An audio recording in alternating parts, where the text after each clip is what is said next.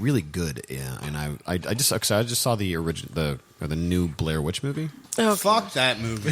Okay. Fuck you guys. Fuck you. I want my fucking $20 back. I went there on a date. I won my fucking $20. Everybody listen to this. Don't go and fucking see that movie. It was garbage. It was the worst fucking thing. You took a reasonably decent movie from the 90s and turned it into a fucking trash garbage people movie.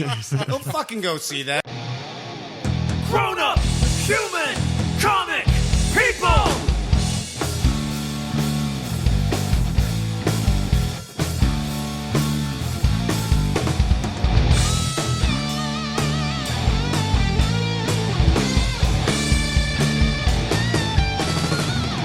Grown-up, human, comic, people! So, here we are. Can we all raise a glass of cheers? That's the rowdy. You guys got nice glasses. Yes, yeah, Jerry, I'll get you a nice glass in a second here. Actually, I'll rinse that one out. Very nice. We have good scotch. Okay, we have nice scotch, yeah. Welcome to episode number 9 of Grown Up Human Comic People.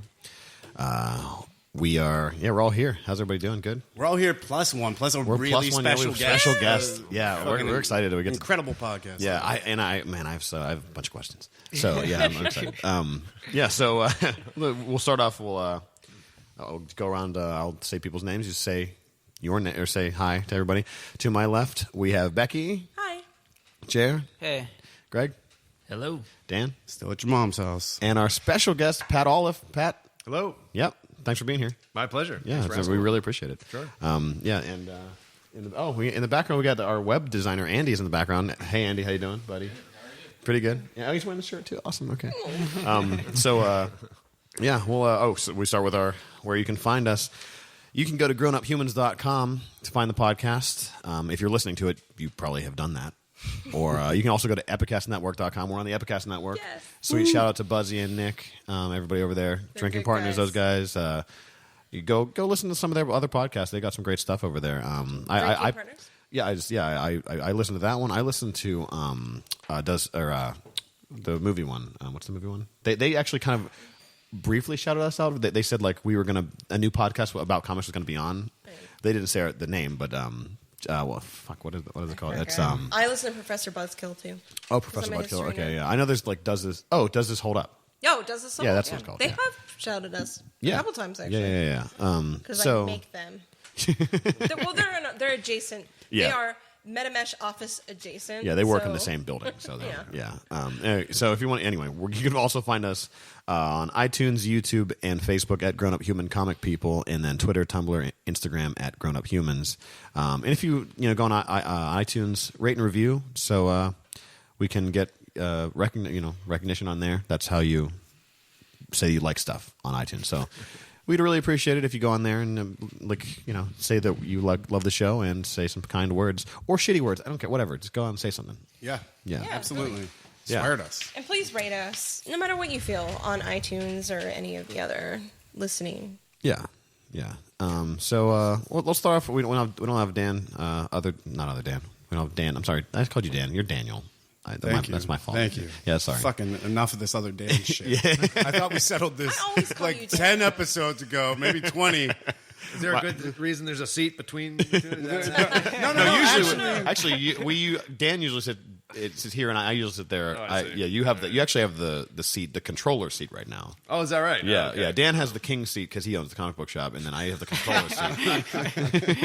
But you're the honored guest spot. Oh, very good. All right. Yeah. The problem was some unthoughtful prick, whenever they were putting together our fucking podcast profile, sure. named everybody and said Dan and other Dan. I was like, who the fuck is that? I'm not other Dan. I'm definitely not other Dan, and I refuse to have Dan, who is another man that I love, be other Dan. So that means that one of us is unaccounted for. So I'm Daniel, for Christ's sake. I see. There can be only one. Yeah. So other Dan isn't here. It's never here. There's no other Dan. He's not here today. Dan isn't here. Dan isn't here. He hasn't here. So we can't do a shop talk. My point was there's no shop talk. So we'll just go to what's doing. who wants to start? What are you guys doing? What's anybody doing here? Well, the band does have a gig. We do have a gig. That's Yeah. true. On November 19th, I Correct. think. I believe. Yeah. Yeah, November 19th. Saturday, yeah. We're going to be at the Smiling Moose, Midnight Rose. We will be playing as Thin Lizzy. It's a cover show. Every band there is going to be covering a different band. It's a tribute show. So Yeah. the bands include Metallica, Guns N' Roses, AC/DC, Van Halen, and Thin Lizzy, which is clearly the coolest fucking choice. Clearly. Oh, we're gonna do, like Tim, if you're listening, fuck you. You did Van Halen, like that's fine. But,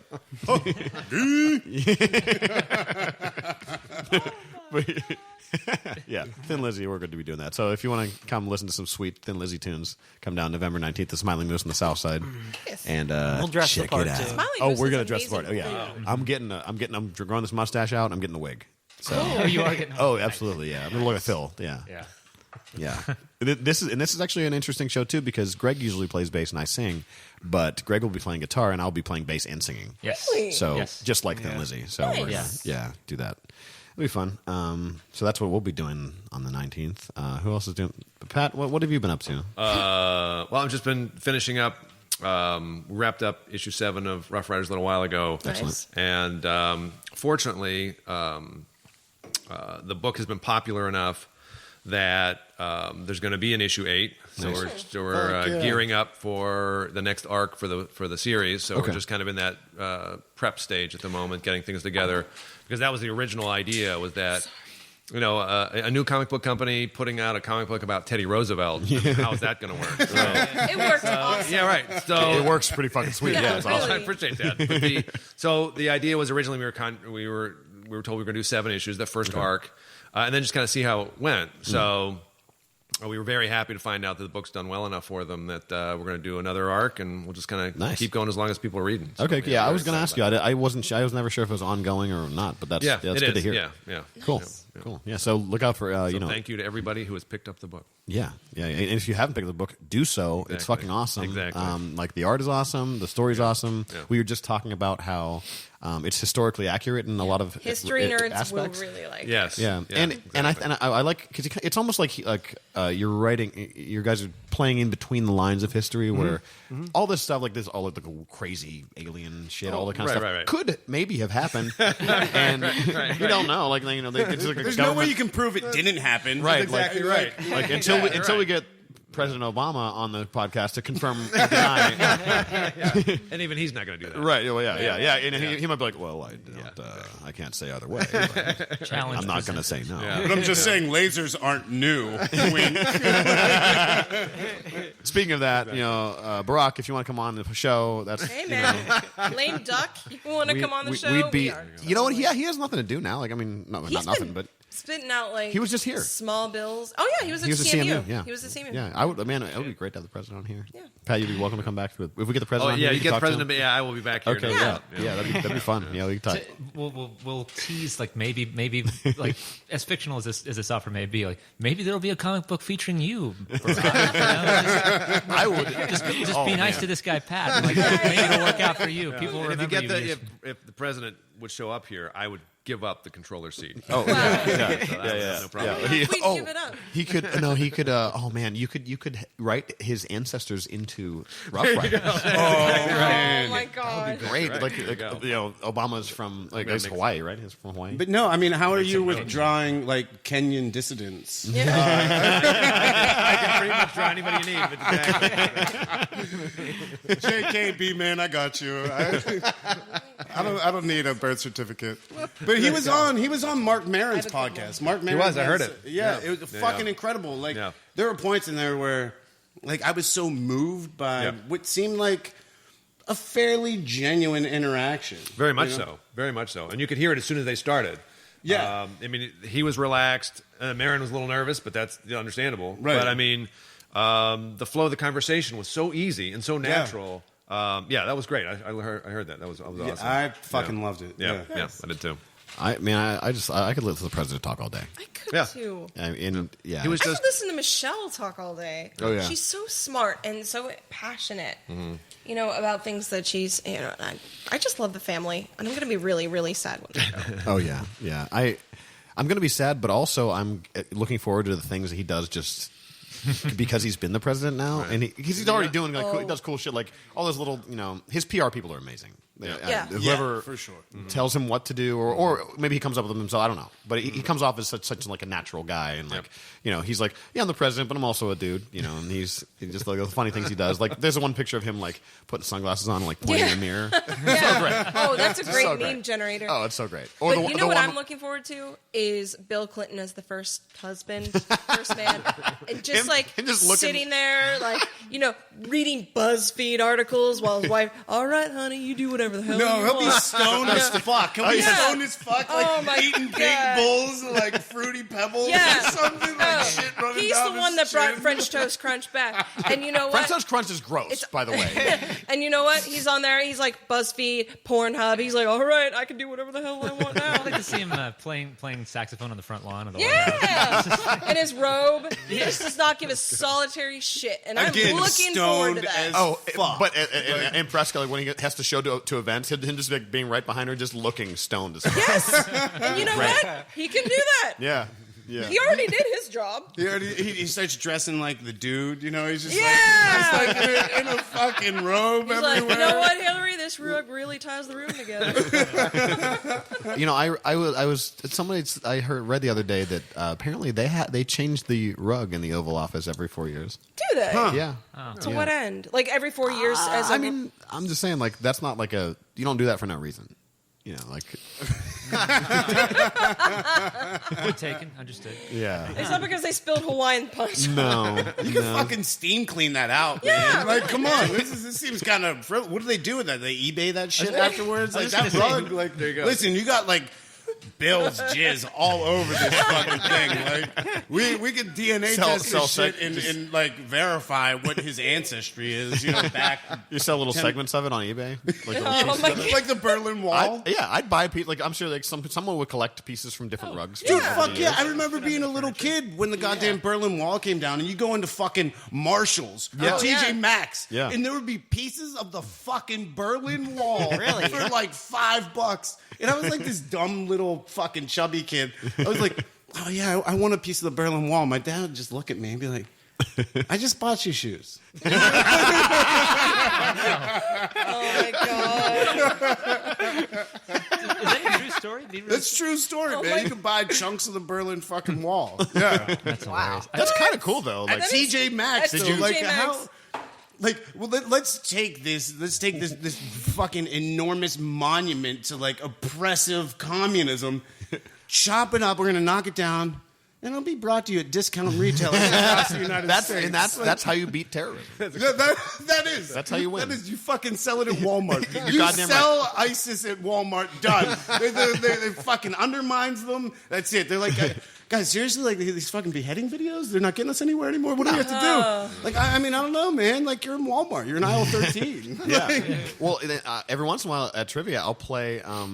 There's this like jihadi song that's like there's a meme called Unexpected Jihad. Oh yeah. And it's really funny. It's like really inappropriate most of the time, but it's very funny. There's one where it's at the end of Toy Story, and it's probably one of our famous ones. It's Buzz and Woody like flying, like whenever Buzz is actually flying, he's like they're about to fly back onto the truck or whatever. Yeah. And Woody says like, Buzz, we're gonna miss the truck, and then Buzz says, we're not aiming for the truck, and then it just cuts to the plane hitting the towers. What the fuck? And people screaming, and then it plays this like this Middle Eastern like, and this is ISIS flag waving. It's fucked up, but It's bad. it's fun. It's funny. Like, Yeah. You laugh at it, but it's... yeah, you laugh. Yeah. You're like, Good about holy shit! It's always the top post under Reddit. I'm going to hell for this. Yeah, but yeah. you Yeah. laugh at it anyway. But sometimes I'll play that song and like people are like drinking and having a good time and like jam out to this like Middle Eastern song when in reality like the lyrics are like death to the infidel and shit like that, and there's sounds of like swords clashing in the background.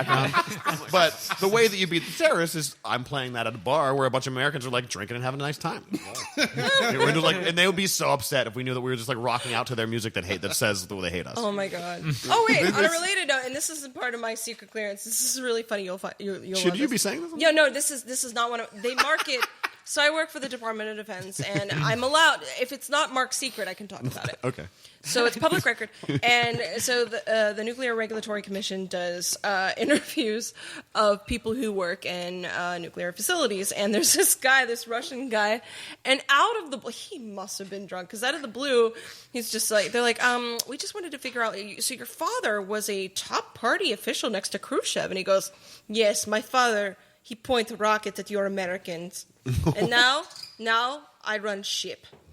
Now I run cruise ship for you Americans. So, times change. And I was like, and I'm sitting there listening to this live, and I'm like, this is the funniest motherfucker in the world. This is the guy who's got his pants pulled up over his belly button. Oh my God. He's like drinking a can of Coke out of a straw. Yeah. He gets up, looks at him, drops the can of Coke, walks out the door, that's it, done. They were interviewing because there was a ship that had a fire, and they were interviewing all people on it, and they have to interview everyone. And everyone was saved. Everyone was fine, but they have to interview the fire. And he's an engineer, and he was just like, yes, they were like, your father was a top Communist Party official for the Soviet Union. And then he's like, yes, not anymore. He's dead.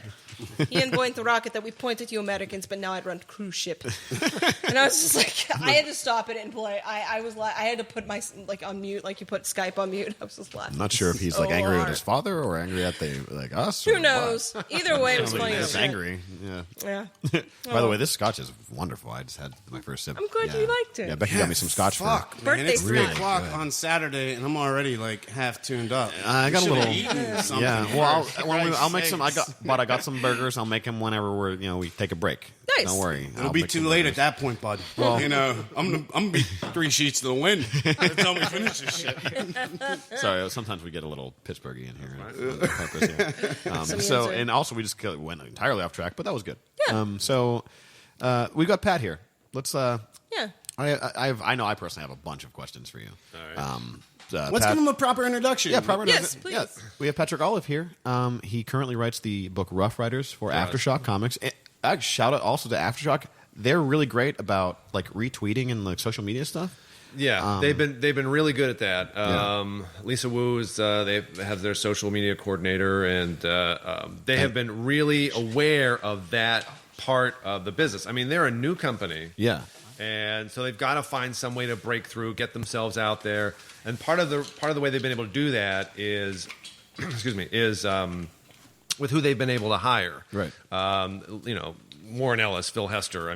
Mark Wade. There's a lot of guys. Adam Glass. Who's a TV producer and all that kind of thing. So they've done a great job with not only the product and the people that are working on their projects, but also being aware that they need to have some kind of presence, a social media presence. Definitely. I know that we appreciate the fact that they retweet our stuff because then that encourages us to be Totally right. to talk about the books. Right. We talk about the books. Right. We probably talk. I'll specifically look for Aftershock books that are first issues or whatever because I'm like these guys are they're trying to help out what we're doing. We're all working together. Right, and they do a lot of conventions. They're there. They have a presence at all the bigger shows, and they're doing a lot of the legwork. Yeah. That I think is needed, especially these days, to try to break through, to find a presence for themselves, a piece of the market for themselves. Absolutely. I think they've done a great job with it. I'm really happy to be a part of it. Yeah. I agree. And they're not fucking scared. That's what's cool about them. Right. Even if they never fucking posted, tweeted, liked any of our shit, the fact that they're being out there and having some, I don't know, they're not afraid. We're gonna cover this, we're gonna do these weird fucking themes. We're gonna take this crazy idea. Oh yeah. Right, and that was the concept of the company, was to have that independent comic book mindset. Yeah. So that you were going to find some different concepts. You were going to find a comic book about Teddy Roosevelt. You were going to find a book like Animosity or Black Eyed Kids. You were going to find these things that, and I think that's a great way to describe it, is that they weren't afraid, because in what is essentially a fairly small market, that the genres that have been able to be successful are superhero genres for the most part. For sure. So rather than hitting the market with these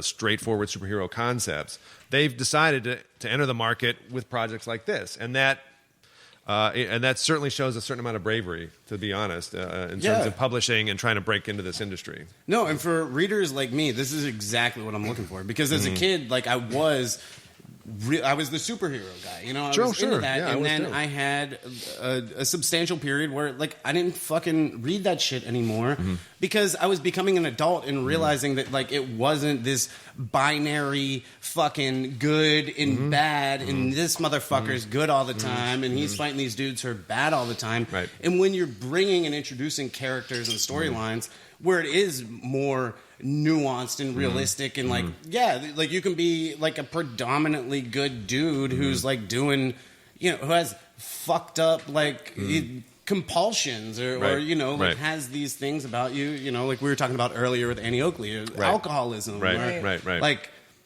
that's cool, like, and because it starts to, for me anyway, it's more relatable. I'm as an adult, I you know, start to think more like an adult. Well, and I think that's an indication of. I mean, there are a lot of hurdles in the comic book industry to get the books out there, to break out, to bring in new readers, and that kind of thing. But I think it's a sign of a healthy industry that you can have the superhero comics that do have the binary relationship, the good and bad, that would be more appropriate for younger readers. Right. At the same time, you also have books that are for adults as well. I mean, the indication that you are in a healthy industry is that you have such a broad range of genres to pick from. Yeah, and there has not been. I think this in terms of that, this is one of the healthiest periods that we've had in comics because of the types of books that you can find now. Recently, you know, numbers have been going up. There seems to be some success in branching out, bringing in some new readers. But the idea that there are so many different genres, so many different types of books you can find in your local comic store and comic book publishers, I think speaks to a healthier industry. Yeah, I agree. And what do you feel? Because for me, anyway, and this is just as not somebody who's involved in the industry, but as somebody who kind of saw, like, I was there when Image broke, you know, like the Spawn came out, and you had whatever Green Dragon, and you know, like these early Image, Savage Dragon, right, or Savage Dragon, not Green Dragon, Savage Dragon. And for me, that was like the first time. I do this all the time. Green Dragon's a thing you make from marijuana. You stick a bunch of fucking marijuana in a bottle of fucking grain alcohol. That shit diffuses throughout, and then you take a shot and you're fucked for like 3 days. It's also a pub on Bagshot Row. Yeah. Yeah, well, The more only importantly, brand it's that true come from the Green Dragon. Anyway, Green Dragon, Savage Dragon. Pipeweed. But these, I felt like at that point, and that was whenever I was like I was getting a bit older. Mm-hmm. But I felt like that was when, I don't know. But for me, I was like, this is cool. Something different is happening. And how old were you when the Image book started coming 1992? out? Yeah, it was around about 91, 92. It was the early 90s. That's when I was first kind of okay. Yeah, I was great. like 11, 10, 11, but like Okay. I was still involved in it like through like 94, 95, Okay, 94. so yeah, those early middle teens. That's when it really grabbed you. The kind of the new books that were coming out. That kind right. of thing, yeah. And It's like perfect timing for like a teenager to be like, oh man, Totally these right. like Exactly. these comics are like a little bit more extreme. Like Right, I'm right, I'm exactly. rebelling, and Yeah. this is like a rebellious thing. and it exactly just, it. no, but it just felt more like life, you Yeah. know. But Like I'd especially grown- in 90s, a lot of people think of like the colorful X-Men, and you got to remember at the time, and Monkey and I were talking about this. So the 90s were a kind of time of the internet bubble, and things were okay for everyone, and prosperity, and Bill Clinton, but things of time to go darker. Things were coming out of Image at the time, and you got your teen and your grunge people rebelling at the same time, and that's what I was reading, and I was not cool. I went to Penn Hills because I was a comic book nerd, and not many girls are into that. And that's what I grew up reading. And when Image started coming out, I didn't start reading until the late 90s, but that's when I started reading. And I was the uncool kid reading Sandman in the corner, of the soccer bus. You know what I mean? But that's an important time, I think, that late 90s, because what was to come, I think 9/11 and that, you know, darker change, you know, from Vertigo and all those other publishers are coming out in the 2000s. Yeah, but, so I guess my very long-winded question to Patrick about that was fucking like, what do you feel? Do you feel like that is what helped to open up the market to have this a broader spectrum of things that could be present and also be well received? Like, well, do I think that Image was the precursor to where we find ourselves today in terms of all these kinds of books? I would be. I would say it started earlier than that. Yeah, me too. Yeah, and I think I don't want to minimize the impact of Image in that context, that they were breaking out of the Marvel DC kind of stranglehold kind of thing. So I understand that, but really they're more so like Vertigo books and that kind of thing. From my memory of Image, tended to be more. Almost like Marvel and DC Comics on steroids. I mean, like, bang, they were bigger, they took more risks, but they were also they was extreme. Extreme, yeah. So, do I necessarily think? Do I think that that broadened the idea of moving beyond Marvel and DC? Yes. Do I think that it was necessarily a through line to the types of books that are out now? Everything from Rough Riders to the other books that are out there like Rumble or all that kind of stuff. I don't know if I can make that direct line, but I do think that allows people to experience comics or look at comics that are outside the Marvel DC kind of pathway there. So. Yeah, I guess that was you articulated it much better than I asked the question, which was like allowing that.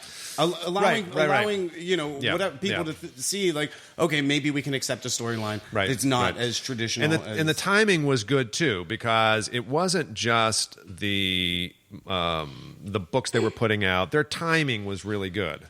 It was a collector's market. I mean, there was that collector frenzy that flooded into the early 90s. So there was money everywhere. The reason why we have dollar bins today. Right, exactly right. So it was a combination. It was a perfect storm, if you will, of these guys coming out on their own, doing something different, doing something a little bit more edgy or whatever, more extreme. But also there was a lot of money flooding into the market. Right. So I think that that created some successes that maybe... Right, like maybe otherwise wouldn't have. Otherwise may not have succeeded, but there was so much money flying around at that point. Like now, when they left, when the collectors moved on, and that kind of collapsed, they had already made their mark. They were part of that comic book market, so they were there. And they were, and they gave people an option beyond Marvel and DC. So it was kind of a a confluence of some circumstances there that I think created that situation. Well, I have a related question, if that's okay before I do my question. So we've actually talked, especially on this podcast, about the significance of the geek chic so-called movement. So you've got, I'd say, mid-2000s, you've got anything from Marvel Cinematic Universe to the Big Bang Theory. Totally Don't get me started. I've actually, you haven't heard this story, but I went to Comic-Con early 2000s when you could still buy a ticket at the door. Right. And, hanging out with the creation of the Venture Brothers, which is my favorite show. And then I went 4 years later when Glee was there, and I just cried. I told these guys, I walked in for 20 minutes, and I walked right back out. Yeah, and I was lucky enough to get a pass from a friend who was sick, unfortunately. Okay, right. Because people were going online, and things were sold out right away. Yeah. So do you think, now we've also talked about, we were annoyed by what Geek Chic has brought because, we all hate the Big Bang Theory, but also, it's brought great shows, Netflix, like Luke Cage, very much so. Jessica Jones to the mainstream. Totally right. So we're kind of enjoying the spoils of war, but how do you think that has affected the actual comic book? Well, production? I think that what I've found in my limited experience is that it raises the. People are aware of these characters now that would have never heard of any of these characters before. Exactly. The fact that there was a Guardians of the Galaxy movie that was successful, absolutely. When I first read about the fact they were going to make a Guardians of the Galaxy movie, I thought, are you fucking okay, serious? I understand, Captain America, Avengers, Spider-Man, I understand that lineage, that line there. Guardians of the Galaxy, who's going to see that? And it worked though, and people came out to see it. Oh yeah. So does it raises that recognizability to the characters, to the general public. And And I think it probably has some impact on comic book readership, but it's not proportional. That I have found that I think it Dan is would say not the same thing. Right, Yeah, it Dan is agreed, not. yeah. A comic book is still essentially a reading material. Yeah. I mean, you have to sit down and you have to read it. Mm-hmm. That is not where entertainment. Most people will spend their entertainment dollar. I mean, Yeah. that's just not what's You happening. can't binge watch a comic. Exactly right. Right. Exactly right. Right. So, do I think that there is a benefit to having the average person know who Luke Cage is? Mm-hmm. Sure. Yeah. Do I think that it is a one-to-one cause and effect that their popularity in different forms of media, from TV to movies, is now going to kind of raise our boat as well as far as actual comic books? I don't think so. I think that there is some relationship there, but I don't think it's going to help us to the extent that it. You ask somebody, you tell somebody, I draw comics, and they think that's really cool. You also get the reaction too. I've had, I tell people, what do you do for a living? I tell them I draw comic books, and I have the reaction, everything from that sounds great, that's awesome, I read them when I was a kid, to that look you get when you could have just told them I'm a leprechaun. Yeah. Really? I see. People do that, but Wow, that's yeah. cool, So I guess. yeah, but the people that are aware of the characters, like I said, I think that can help, but until comics, I think, start to transition more fully to a digital format, I think that will help things, but it is still an uphill battle for people to sit down and read a comic book. That's a fair point. But we talked about this before. It was an earlier podcast about having these characters from our childhood that separated us from the fucking cool kids, right? Like my Spider-Man comics, my obsession with Venom. Put me in a lower caste, whatever, like social hierarchy caste, sure. coolness caste, Right. than like the dudes who didn't like Venom. Yeah. And so, but now being there's a girl and liking that stuff. right, but I feel was like weird. girls even have because I got into fights because I like comic books. Like, you know what I mean? And I feel like an old punk rocker now. Like, I got into fights because I had a fucking mohawk. You're underestimating the but, like, meanness of girls. But Well, that's yeah. the thing is now, like those same guys, who like made my childhood interesting. Hellish. Sure. We're sharing Right. seats at the opening for the next superhero movie. Totally right. But you're not standing next to him at the comic book shop. No, Right, yeah. because those same people will. They're not the people who read. Right. And we talked about it was the interesting people read things. Right? And these dimwits, these fucking idiots, they don't read They shit. watch they things. sit there, Right. they consume. They do watch And things. and there's it's a passive process where you can just consume. Where with I feel like when you're reading a comic, you're interacting with it. It's not just consumption. You're touching those pages. You're having an interaction with this thing. Right, and there's a more immediate connection from Dirty Harry up through Die Hard to Star Wars to the comic book movies. From a cinematic standpoint, you can see the connection between all of that. Absolutely. Right. So, and I think that's what people wonder about the popularity of comics as connected to the popularity of the movies.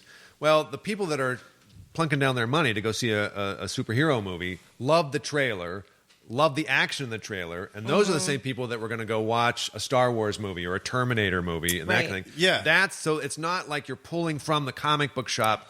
These guys were reading comics. Oh, I want to see that movie. Yeah. They were in the movies watching different action adventure movies, and they're going to go see a new action adventure movie that happens to have a guy in a cape in it. Right. So that's, I think, that makes the connection. I will say, just because you said, how people look at you like you just said you were a leprechaun. Do you know what it's like being a girl in your early 30s who is just so happy to be part of this movement and being, Sure. a part of the literature? But they're like, Becky, oh my God, I just found out I'm having a girl. I just found out that Patrick Olliffe is coming on my comic book podcast. So My thing's cooler. my Sorry. things were awesome. Babies all look the same. Oh, really? Oh, it's a girl. Wow. Guess how many baby notifications I got on my Facebook feed this year? 11 billion. Guess how many Patrick Olliffes are coming on my Not podcast one. notifications I got this year? 1! Like, do you know what it's like telling my family? So I was the oldest of 3 girls, and my younger sisters are gorgeous and popular, and they're really into makeup, and they Pinterest, and I read comic books, and I am the weird one out. You know, I was also the academic. You know, I worked on a PhD in political science, which is not a cool thing to do, and which is why I was double a history major, which is why I like Rough Riders so much. Sure. But I, like, I'm like, guys, guess what? We're doing on the podcast. They're like, that's nice. Guys, there's a crib on sale at Babies R Us, and I'm like, God damn it. You know, this is. Ooh, that's a good deal. But you know should what? go down there and get that. But you know what? That being said, when we were at Steel City Con, we had a lot of girls visit our booth did. who felt the same way that I did, Yeah. and not of all ages. There was that lady who cosplayed, and she actually makes her living going around on the circuit, and she does amazing cosplays and everything from Harry Potter. lady was that? I forget. Okay. I'm what was so she dressed sorry. in? What was she dressed as? She was dressed as Professor McGonagall. Oh, But she I had a don't different costume every day, so forgive me. Oh, okay. Remember, I was sick the third day. But we had all these wonderful women coming up and saying, you know, I think it's awesome that you're doing this. I think it's awesome that you're on this podcast. And that is a growth part of the industry. I mean, if Yeah. the industry is going to be successful and healthy, Right. then women, girls need to be part of that. Yes. And Yeah. and you can kind of see the growth of that. And we kind of experienced a little bit of that when we did Spider Girl. We got letters and from girls that liked the book, connected to the character. I mean, you didn't have a lot of that. There weren't a lot of other options at that point. right. So that was very gratifying, and I think that's important moving forward. On a nerd standpoint, which character is that Spider Girl? That's Mayday. Mayday. Oh, Mayday. Okay, Yeah, Mayday Park. Mayday right, Park. right, Okay, right, cool. right. Yeah, So that was No. That's Both. fine. There's a lot of. Yes. so many Spider Yeah, there's people. so Yes, exactly. Okay, Yeah, which right, one is right. that? I Yeah, forget. Okay, yeah. I understand.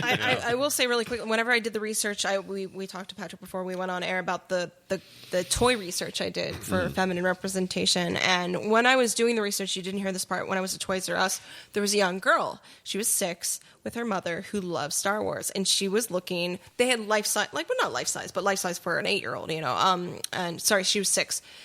3 foot tall, you know, they had Yoda, they had Kylo Ren. They did not have Rey, who's arguably the main character. She's definitely the main character, though. And Absolutely the main I asked her, and I asked her, she was with her grandmother, and I said, "Do you mind if I ask your daughter? I'm actually doing research on, you know." And she said, "Yeah." And I said, "What are you looking for? Do you mind if I ask?" She's like, "I'm looking for Rey," and she got visually upset that she couldn't find anything. And I said, "Well, you know, there's some girl toys over there. You know, you'll find them in the Lego aisle." And her grandmother was so thankful. I told her that, and you know, she was looking for stuff, and you could tell this girl was like really in, and she was also looking for Black Widow. And I was just like, oh man, I wish I could do something for this girl. Yeah, but girls want that stuff. Yep. On that same tip, I've been following, you know, like what some of their website I've been on. I was really happy to see on a panel it had Felicity Jones is it Rogue One? She's the main character in Rogue One. Rogue One, yeah. Yeah, it was her, and it was her like triumphantly holding up like the Gina Erso action figure, and it was her like, Nice. and she's beautiful, and she's just like smiling, grinning like 3 miles wide, holding up this action figure. I was like, fuck yeah. I'd like to think that maybe Becky's research had a little bit to do with her having this Gina Erso figure. I will say that sorry, I needed to get my hair too. I will say I've been seeing a lot more female stuff. Yeah, definitely. Yeah, And, because you know- it's been like hit after hit, and people are like, "Are you fucking serious? Again? We're doing this again?" Oh yeah, well, people demanded. I mean, Hasbro got a lot of shit. Yeah. From not having and they were like, "Well, we have it out." Remember when I told you guys? So if you went on Toys R Us, they have, you know, thumbnails for Star Wars toys. Sure. The thumbnail was a Rey figurine that was not available for purchase. Yeah. And I was like, what a fucking thanks. Yeah. And people actually wrote, and there was a hashtag called Where's Rey? You know, Where's Rey? Really? And Dan has a little girl, our member who owns a comic book store, and he actually told me that a couple weeks after we did our show, when Rogue One was starting to be pushed, he saw a lot more female toys. Is that for his right? daughter, yeah. Okay. So that is encouraging. Yeah. Didn't mean to take Now, if over. we could just get some black action figures or some people with slightly. I would love to see some tinted- Luke Cage Hey stuff, man. man. Well, first of all, Luke Cage is on TV. It's fucking it's awesome. great. And we have the Black Panther coming out. And that's, Yeah. I can't wait for awesome. Black Panther. So awesome. But I would just love to get like a solid, slightly darker skinned female superhero, Dude, Misty Knight's on. Miss- she's yeah. in Luke Cage. But it's super like a character, a figurine, like Oh, something oh, like okay, a kid yeah. can fucking play. Right, with. yeah. Right. You know, like a classic comic version of Misty Knight would be great with her big ass afro. yeah. Well, wait, they, And her robotic arm and oh shit. God, forgive my. She's so awesome. They have who is. They have a young black female coming out as a major character, but I forget who it is. Oh, it's Iron Man. yeah, Yeah, right. yeah. It's, That's she's right. That's the new right. Iron Man. And she's got the Iron- fro. Yeah. That's. She looks badass. I'm looking forward to that. Yeah, that'll be great. Once that happens, then I'll feel content. I'll have nothing. I'll have nothing left to bitch about. I'll be like, okay, we got it. We got it all covered. Here. Like we're doing well, folks. Society is finally equal in all ways. Let's keep this trajectory, and I will have Wait. like the things I have Disabled. to bitch about will be like cut by I don't know a third. I would, We're but on our way you to know what? Star Trek. I like, and one of the reasons why I like Moon Knight is because I think there's a lot of mental illness representation there. Yeah. But I would, and you know what? Hey, you guys know I'm not really easily offended by anything. I would really like to see a disabled. Yeah. I would, and I don't know if you guys, I mean, perhaps you have better knowledge into this, but I don't care if it, it's. I have epilepsy. I don't care if they're epileptic. I would love, to see something. MS, anything. Well. Becky, you saw it. The Don't grizzly you shark. He was fucking missing his stop. lower half after the dude. He had his lower half cut All off. right, you know what? Right on your lap. You got me to laugh at. I now openly admit that it makes me laugh. You cannot get me to say that it's fucking representative of. Pat, I don't know if you listened to the episode where we did Grizzly Shark. I missed that. No, I'm aware of the. Yeah, I know You're what all it right. is. Yeah. So we reviewed the first one, and everyone was like, "This is stupid." I thought and then it was we watched terrible. the second. We Not went everyone. over the second two, and it actually gets real funny. Yeah, And- yeah. I So laughed my ass off. Greg was a proponent of this from the start. He Oh, was. you were on board in the beginning. He loved Yes, the I first was. one. No, I immediately saw the potential. I'm good like that. But you know what? They got me. I was laughing so hard It's by the funny. second and third Oh, that's issues. cool. Yeah. And especially when you're sick, you, Oh, yeah, you sure, need sure. something Yeah. to laugh at. Also, you're overlooking one of the biggest Marvel characters is disabled. Yeah, Oh. fucking Xavier, Xavier, can't Professor walk. Xavier. yeah. Oh, right, No, right. That you're right. motherfucker is a yeah. He had never. I mean, But sometimes I he would- can walk. you know Yeah, what? he's got no hair. I would. and as a man, was that's just very.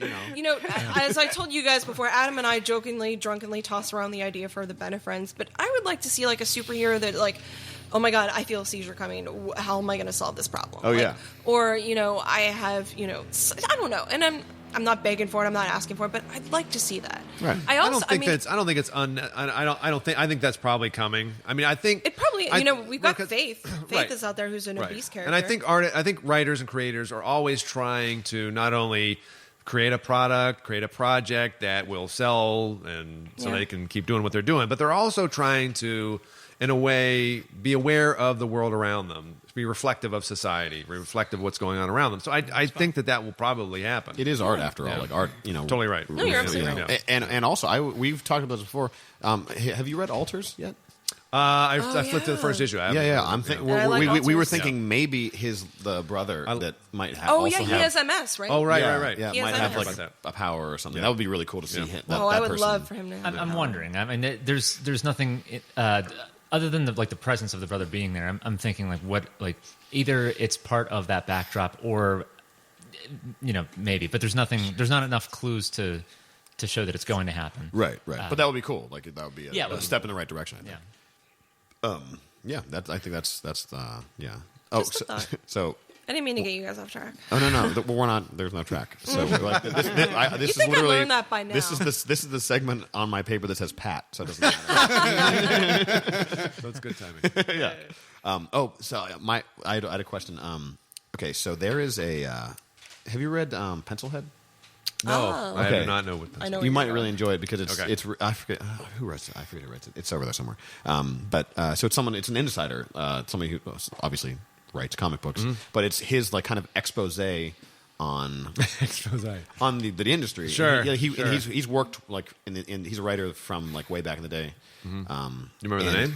What's his name? I got it. Yeah, But anyway, so he tells us one part of the story. It's how back in the day there was another creator who was coming into Marvel. Okay. And like the author was working late or something. Every time he worked late, this guy would come in without anything, and he would leave with a folder. And he's like, man, well, like, what is he doing? Like, he just didn't bring a folder in with him. Yeah. Like, you don't just like take stuff from the office. Yeah. And so later he finds out that like he calls. He's like, hey man, stop. Like, what's in the folder? And the guy's like, oh, I don't know.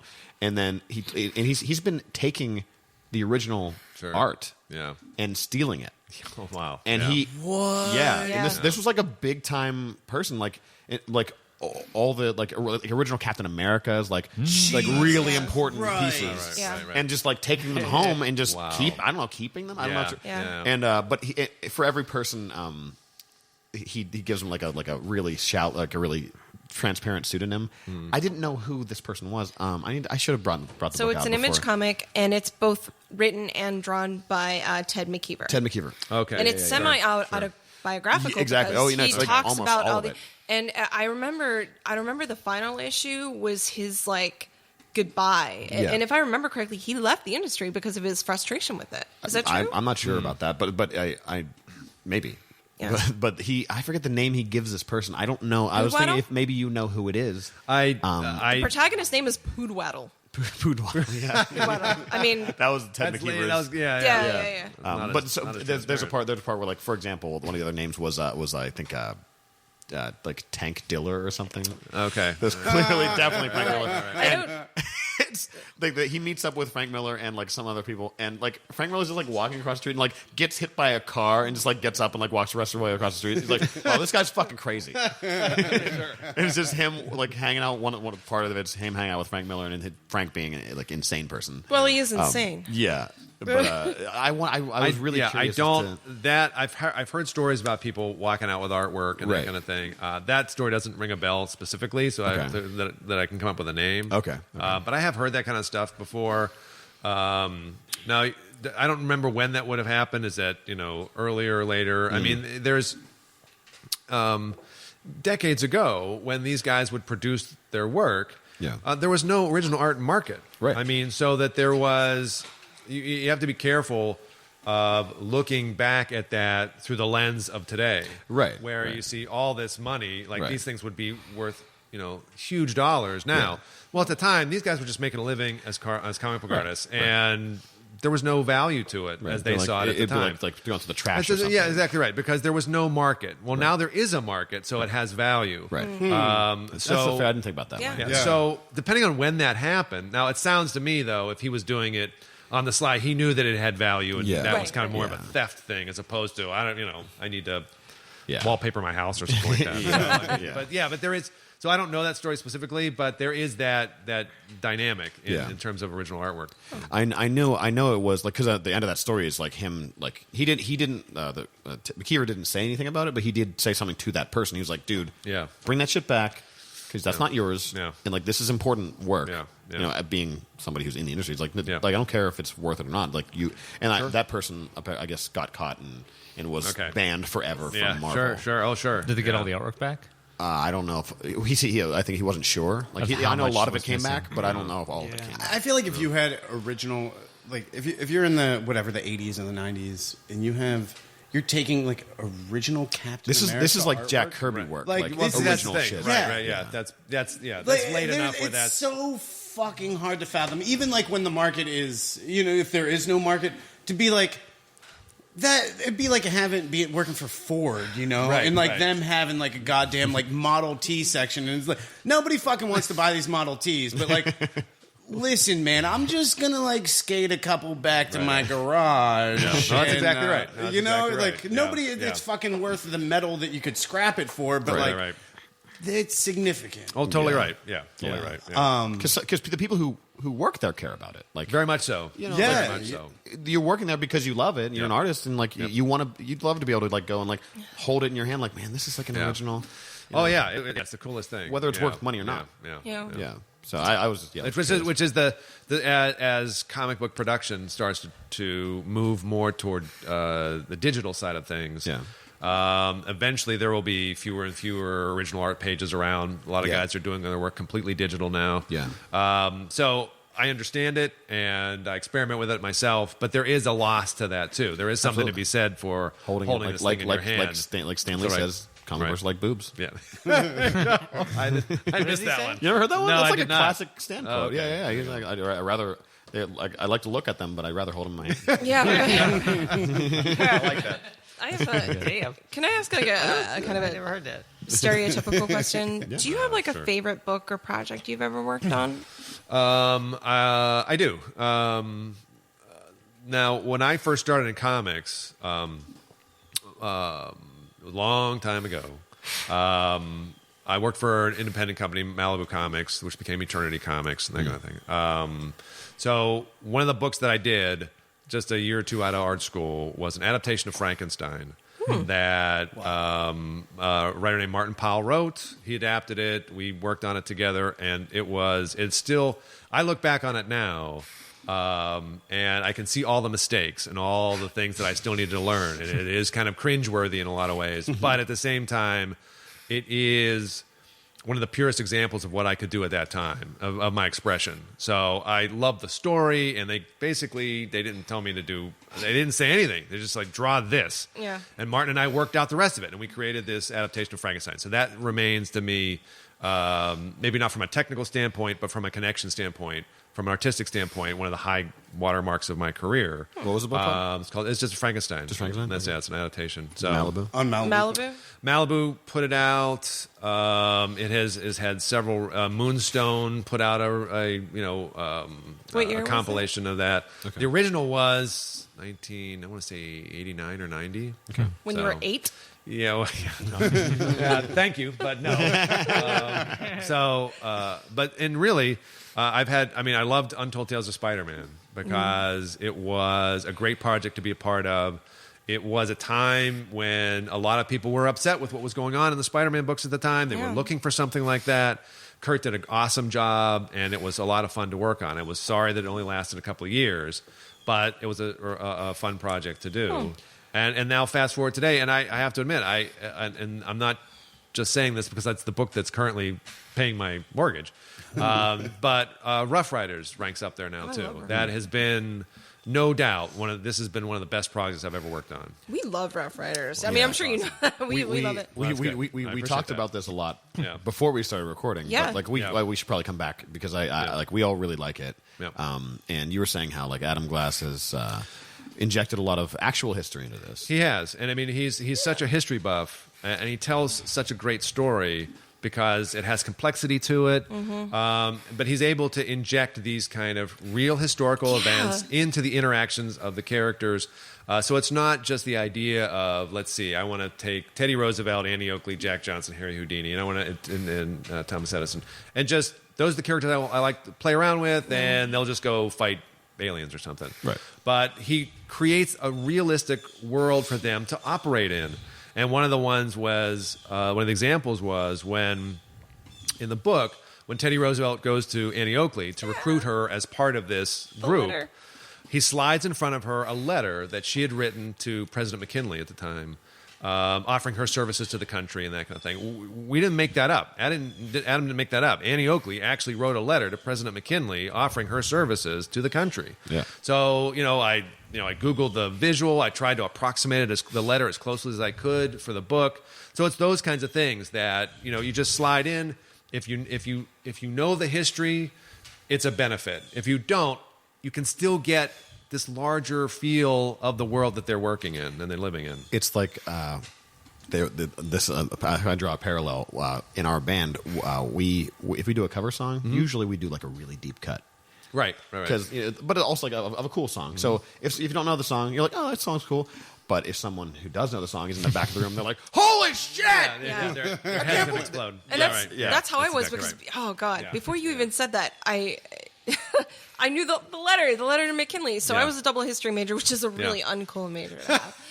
But it was funny because I used to teach American history to Czech students in the Czech Republic. Oh, wow. And they love digging apart our elections, and they think our country is just amazing. No matter what Trump does. I mean, they still kick gypsies off of trains. Over there, it is still like 1956 Alabama because their gypsies are still discriminated against. And I actually got the professor who taught me American history. I gave him the first 4 issues of Rough Riders. Oh, did you really? Oh, yeah, because I love those awesome. nuggets. Like there was another thing about where I think Edison turns him down and Tesla says yes, and that actually they had some communication that was true. Right. And Dr. Tootin, he'll never listen to this, but Dr. Tootin loved Dr. Tootin? Yeah. Wait, you guys will. Is his first name Rootin? Wait.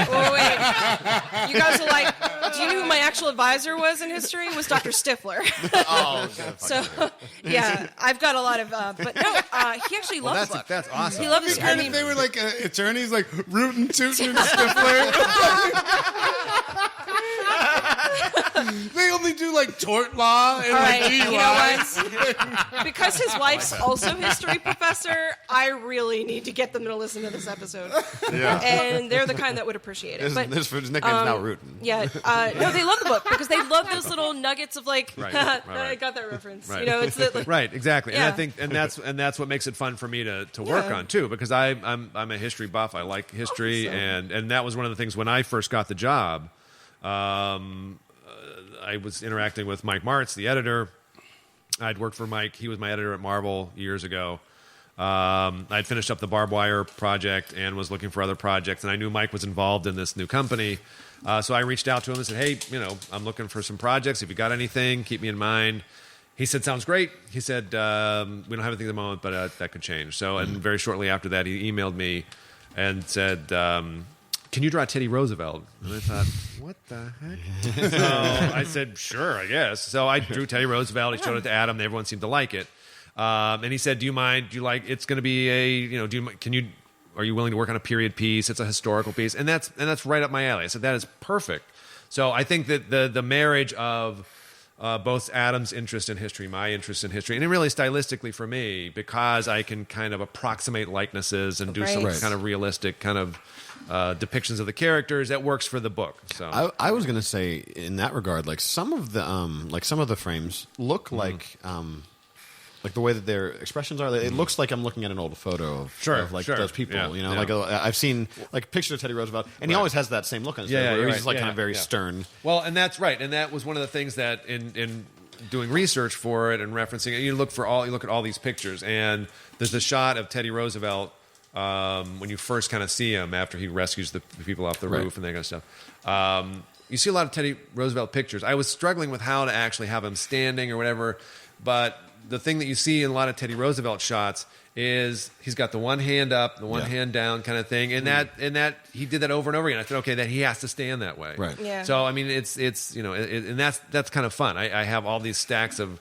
printouts and reference and that kind of stuff that you can find online that first adventure of his, it was referenced to the Triangle Shirtwaist Fire in New York in 1911. Okay.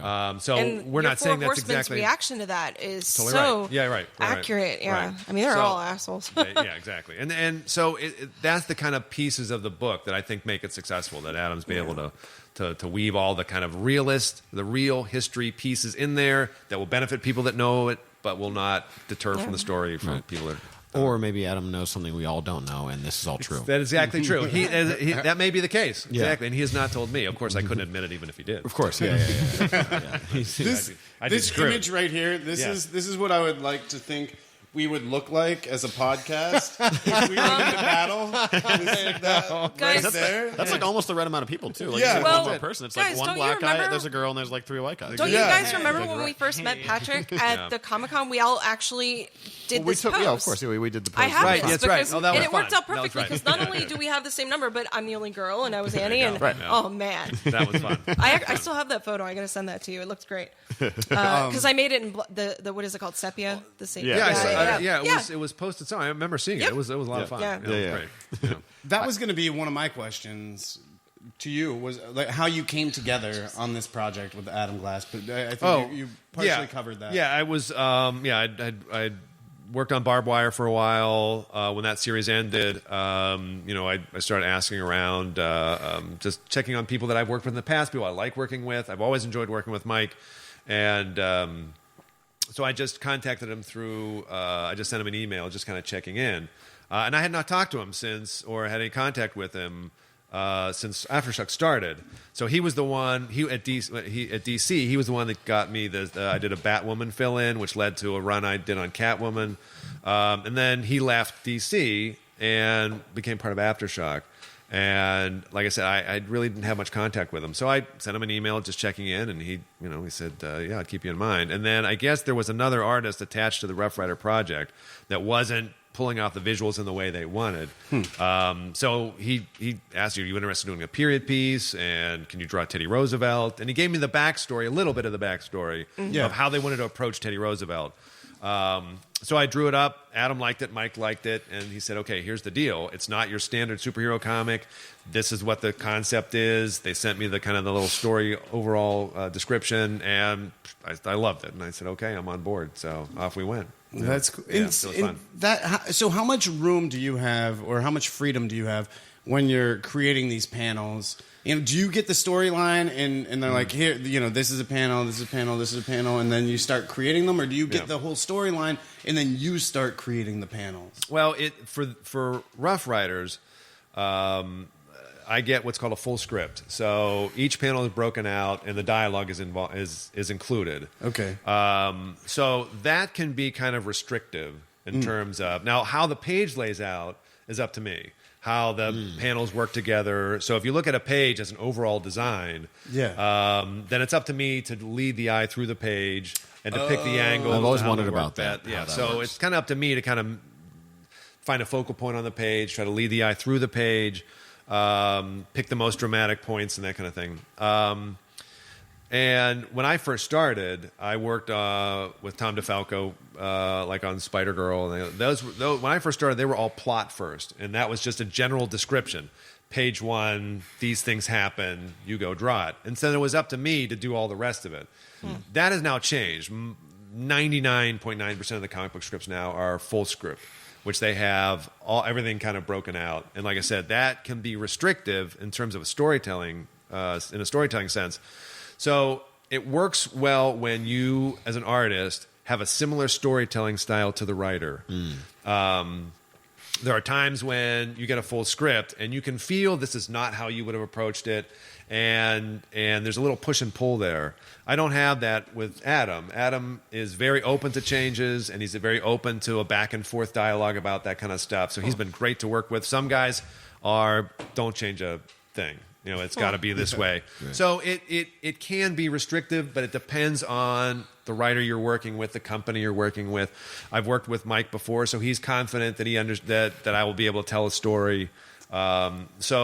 So much of that experience it just comes down to how everybody gets along, how everybody clicks together, and everybody has clicked together pretty well on this project. I think it shows. Yeah. I mean, that's been nice. Yeah, it's been nice. It's pretty similar to. I'm sorry if you were. I was going to say earlier in the recording, I was going to ask something about that with the whenever you were talking about the freedom that like Image had during that '90s thing, like what Aftershock has now with these projects and taking chances and stuff.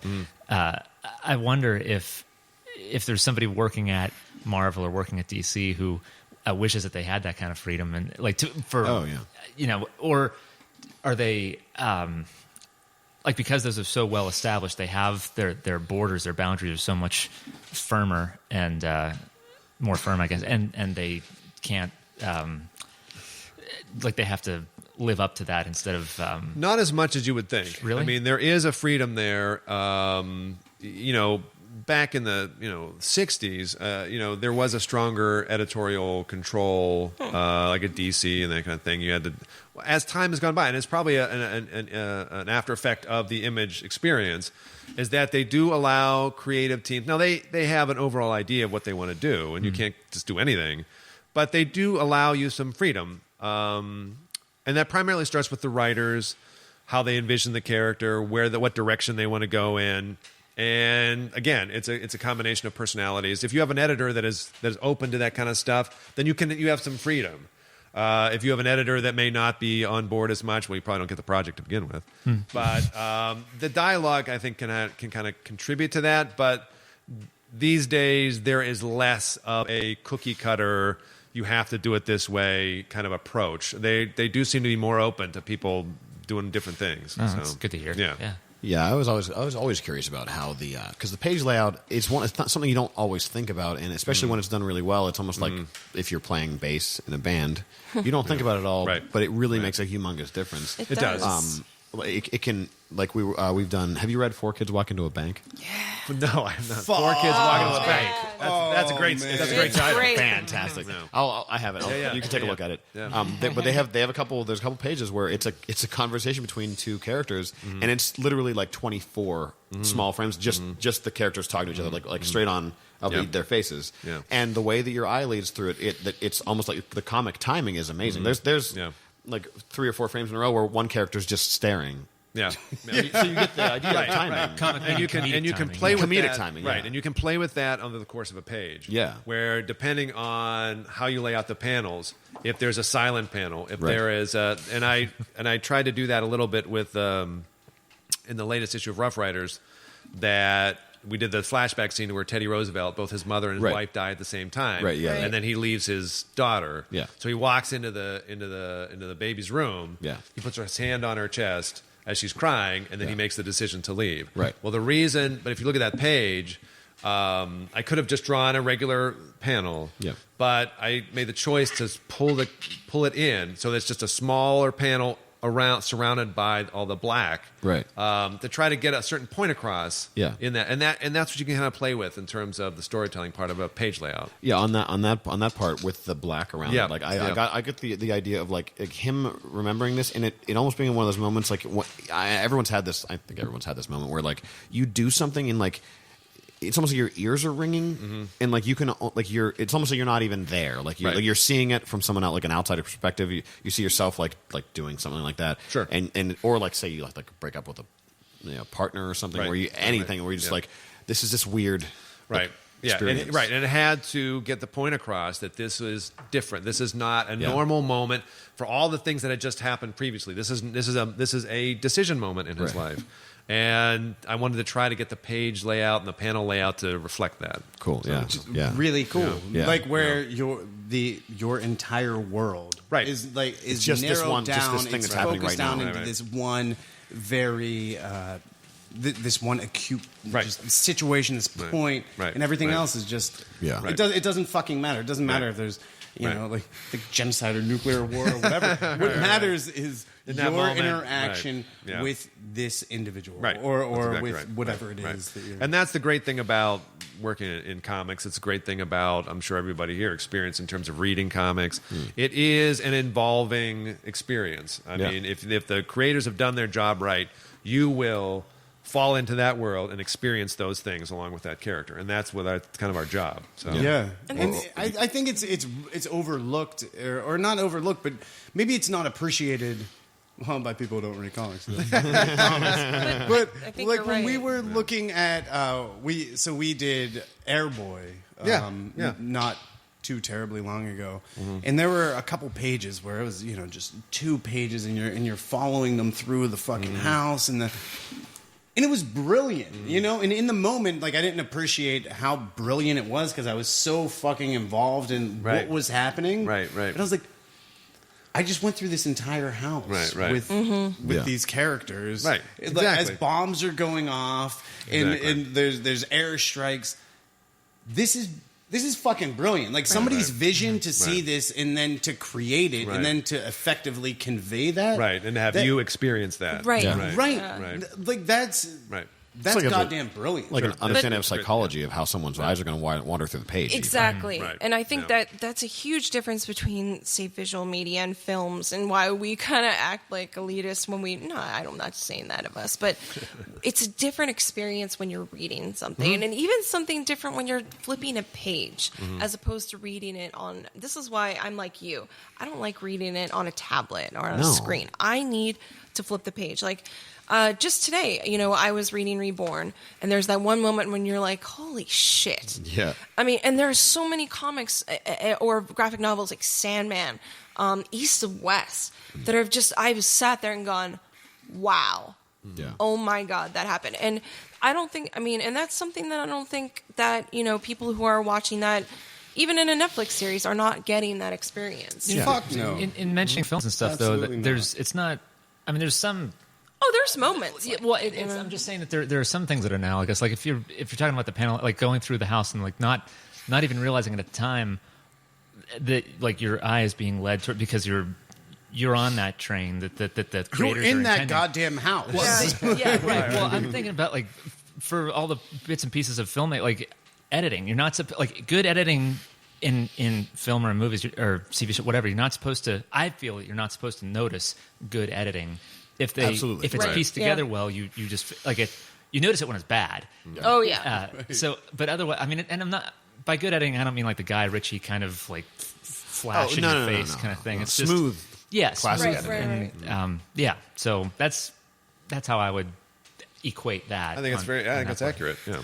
Yeah, the editing or the artistry where you're fucking whatever 30 minutes into the movie or you're 10 minutes into the book and you realize like, oh fuck, there's stuff also happening around me. Okay, all right, well I'm just here. Or like you're woken up by the feeling of tears running down Exactly. your cheek and the like the coldness of, the air hitting that. Like, whew. Okay. Yep. Because this is also. Because But I think- by and that I- point, you've already pieced together all the bits and pieces of that world that they've kind of like loosely put together, and your mind connects those dots. Yeah. But, Yeah. but even comic books, I think, demand that kind of imagination or that speculation from the reader that movies and films don't, or movies and TV shows don't. Where there's like a moment where there's no words. That Patrick does, where there's no words, and it kind of makes you think, okay, what's going on? What's going on in this person's head? Whereas in films, you might have a little bit of that, but it demands a little bit of your reader, and you kind of have to think a bit about it. And I like that. I like when a comic kind of does, or a graphic novel does that. That's my favorite part. But I love it when like there's no demand, like where it's just like you sink right in. It's like quicksand. It doesn't demand anything. You start reading, and then all of a sudden you're like fucking up to your. Oh yeah, no, it's like this, like right. Oh no, I'm not trying to be like that elitist person. Like, oh, I get all these references. I'm just saying, like, there's that part that like kind of makes you think, and you makes you imagine a little bit, and I like that. Well, the most important part, I think, like of anything that's really, really good, and I just saw the new Blair Witch movie. Oh, Fuck that movie. Okay. Fuck you guys. Fuck you. I what want did my you think? fucking All right, $20 back. I went there on a date. I won my fucking $20. Everybody listen to this. Don't go and fucking see that movie. It was garbage. It was the worst fucking thing. You took a reasonably decent movie from the 90s and turned it into a fucking trash garbage people movie. Don't fucking go see that. That's what we call the Daniel rant. I'll ask you later how you feel about that movie. So what I'm trying to get at is like in this movie, in the first one, it absorbs you. Whether you're, some people didn't like it, but I mean, if you saw that movie when it came out, it's an absorbing movie, especially if you saw like the Sci-Fi Channel special or whatever. It made it seem very real. They advertised it as being a real thing. Yeah, I remember. And but in that movie, you don't think like, oh, what are you guys doing? Don't do that. Like, why would you? I wouldn't do that. In this movie, you do think things like that. You're like, oh, that's dumb. I would never. Like, people wouldn't do that. Right. You would never react that way to a situation. 1,000 fucking times over. All the From the like, goddamn a bunch gate. of times. From the goddamn gate. Yeah. You walk into somebody's house and you start fucking dissing them.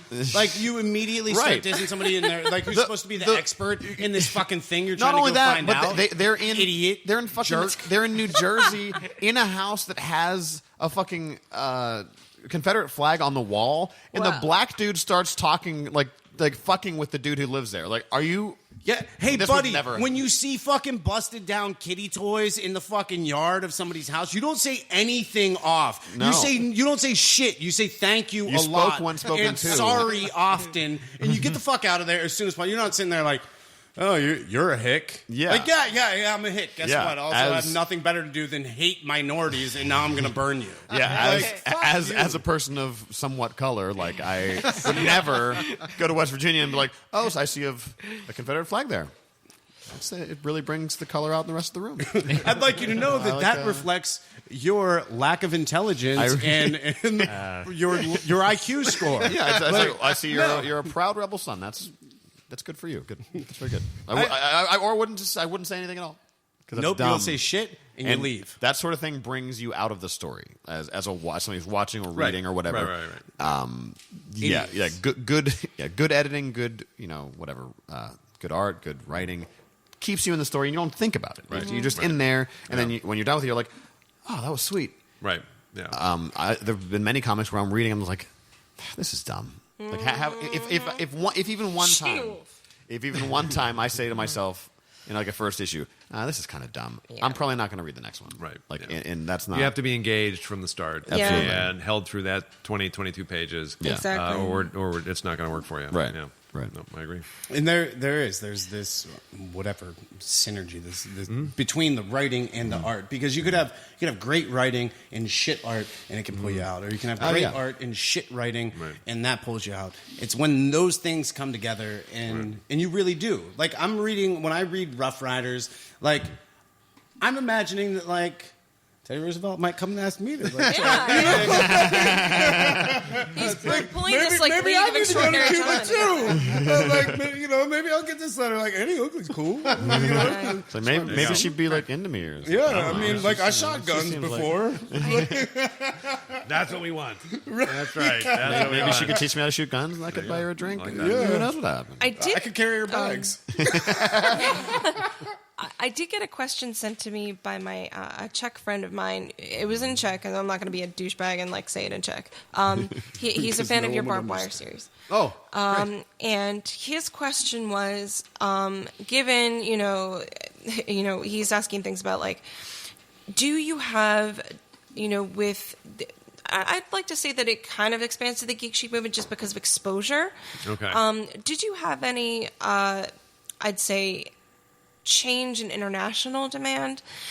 Because apparently Barbed Wire was popular in Eastern Europe.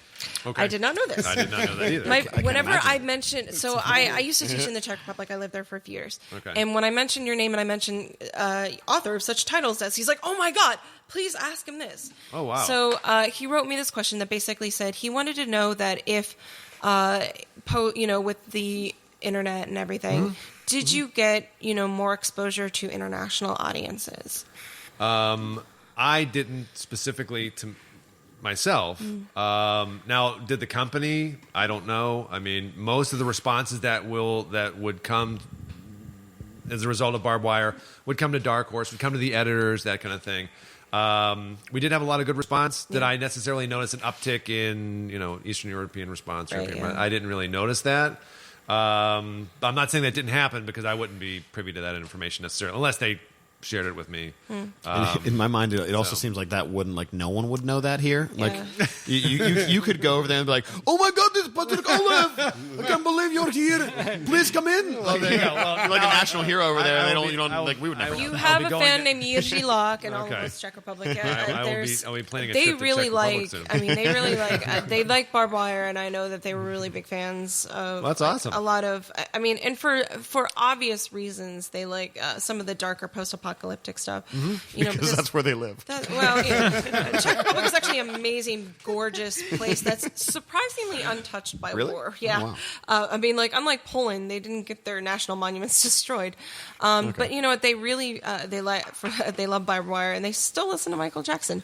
But yeah, Not surprised. but no, usually was a huge fan, and I was surprised to get this. So he doesn't speak English; he speaks French fluently. But he sent me this message in Czech, and I was like, "Yeah, of course not." Yeah, I'm sorry. I But he wouldn't be wanted But, yeah, he answer didn't it know. more fully. But Yeah. that's not. That was not Pat, can something you I was answer this in completely Czech, aware. please? Yeah. No, Just for this I'll guy. translate for him. Yeah, I But appreciate that. So, but he did. I guess he was asking because he saw. He was not. He was a fellow. He was a professor. He's a Czech history professor, a Okay. European history, and I taught American history, obviously, because I don't know shit about their country. Sure. But when I posted Rough Riders, he wanted a copy. And I actually was going to send him little like Czech subtitles of what it was, and he was like, "Well, is any of this coming our way? Because I guess they're starting to get. They got Batman Europa because Prague was one of the That featured makes things. sense. Yeah. Fuck yeah. But they're starting to get. They got a Sandman translation, and they're starting to get a lot of things translated. That's interesting. But He was asking about Rough Riders. Okay. I don't know what Aftershock's plans are in terms of expanding that market. My gut reaction would be if there is a way to expand Aftershock comics, Rough Riders comics, they will do it. I mean, they are very good about being aware of their place in the market, growing their place in the market. Cool. So if it hasn't happened yet, I'm assuming if there's a way to do it, they'll find a way to do it. Tell your friend to like hit them up, and they will respond to the. There you go. know. Oh, Yeah, you guys yeah, are yeah. amazingly responsive, and it's Yeah. just I think Czechs are very reticent about like they don't speak English until they get drunk. They're amazing English speakers, but they think that they're not. Right. Until they get drunk, and then you're like, "Wait, you speak amazing." No, I'm terrible. No, you're really awesome. To je výborně, and I was the opposite, So, but. I was amazed. Like since I posted this little like thing that I about saying that you were going to be on the show, and I got this like long, ask him about World War, ask him about Rough Riders, and can it be distributed in Czech? And of course, that's a major financial hurdle. It's available on online Comixology and all Right, that. So yeah. I mean, there is I access offered to to it. translate. it for Holy him. shit. go. I just So- came out with the next brilliant fucking idea for Aftershock Comics, and it's about you. You show up to the Czech Republic, right? Like, you just show up there, and it's about, like, just yourself, for whatever reason, good you end up in the reference. Czech Republic Yeah, yeah, alone, yeah. and it's just fucking debauchery. Like, it's like you're greeted with one of those Roman-looking chairs Yeah, where, right, like, right, people are right. carrying That's a you. sedan. There you go. You And then do realize show up that and you'd there's, be like, a separate celebrity because you're from Pittsburgh. They Is that a thing? Oh yes, because Really? Yarmer Yager Oh, right, won right, them right. the Stanley Oh, Cup. yeah, okay. If All they right. find out that you are from Pittsburgh, Yeah. they will not stop. talking. you know Yaga? Yeah. I'm making See, my most travel plans right Europeans, now. especially like Czechs, that know idea. two cities: New York and Los Angeles. But Czechs Yeah. know Pittsburgh. I want to hear I'm the down. Like I'll be there with you. There you I'll go, just sure. be. I'll carry your bags. I'll just fucking ride this thing out. There you go. Well, just the know deal. that you have a huge fan. Oh, that's and great. almost No, Czech I Republic. think that's awesome. I'll I let him know. appreciate that. Shout out to Yeah, that person. Please do. What's that Yeah, person's please name? do. Jiří Lach. You should look. Thank you. Usually is Appreciate George in Czech. George Locke. Good looking out. Yeah. Yeah. I'm wondering if That's Dan's awesome. idea would go further into like there's some crisis over there, and then like as in my name is Bruce, or even like Dan's the Robin in the situation. Stuff writes itself. Yeah, Like I mostly just carry bags. That's what I do. yeah. And whoop some ass when it's necessary. But only on accident. Really, really sorry about that. I didn't mean to. do I'm that. not really sure how that happened. It's like a Jackie Chan movie. He like Yeah. beats a bunch of people's asses, like not entirely intentionally. Can I really go and lucky. say I could be like the Chris Rock? I mean, I don't know if that's. I mean, he's. Well, you'd be the Cato to his. Infinitely- I was gonna say There you go. Kato. Yeah. Oh, the Cato to the Green Hornet. That might be a little more appropriate. Chris Rock's way fucking funnier and cooler than me. Oh, This is yeah. working out pretty well. So, question about being an artist with Aftershock. Yes. Do you have to swear your allegiance to Aftershock for any period? No, I am not under contract. I'm not under exclusive contract with them. Okay. So if there would be another company that would, contact me for something, then I would certainly be able to do it. Yeah. The only reason I would not be able to accept other projects is just from a time standpoint. I mean, the Gotcha. Rough Riders, because I get to ink it myself, which I did not do on Barbed Wire or other projects. It's a little more time consuming. Yeah. It's a little more reference heavy. So the scheduling of it becomes more of an issue. But I'm not under exclusive contract with them. So yeah, I could, if Marvel or DC or somebody else called me, I could do it if I had time to do it.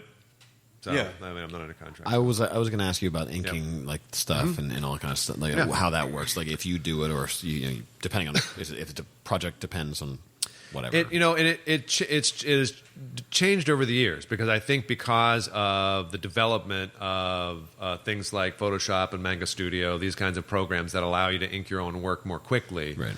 I think you see more and more artists inking their own work. For them, when I first started in the independent market, doing things like the adaptation of Frankenstein, I inked all my own work there. Once I started getting work at Marvel. There's here's a guy. You have this guy. Right. Well, I inked some of it early on, but number one, it wasn't stylistically what anybody was looking for. Okay. But it was. I came in at a time with the image guys were coming in, right. and good for them. But that's not the style that I worked in, so that was a little bit of a struggle too. But then it became a timing thing. I couldn't pencil and ink. I couldn't do both jobs fast enough to meet a monthly schedule. Right. So, and that's usually the reason why it's kind of farmed out. It becomes a real assembly line process because they got to put these things out every 4 weeks, and there are very few guys. There are guys out there. Jim Aparo, who was on Batman, he inked his own work. I don't know how the hell he did that. He did that for years. So there are guys that are fast enough to do it. I wasn't one of them. So they'll hook you up with inkers, and as time goes by, you develop relationships with guys that you think you work well with, and you.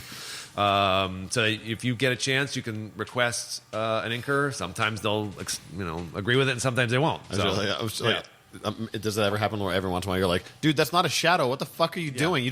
Now it's ruined. Well, good job, idiot. Yeah, there have been moments where I have been very fortunate with the inkers I've worked with, but there have been moments where he saw it one way, I saw it a different way, and that's an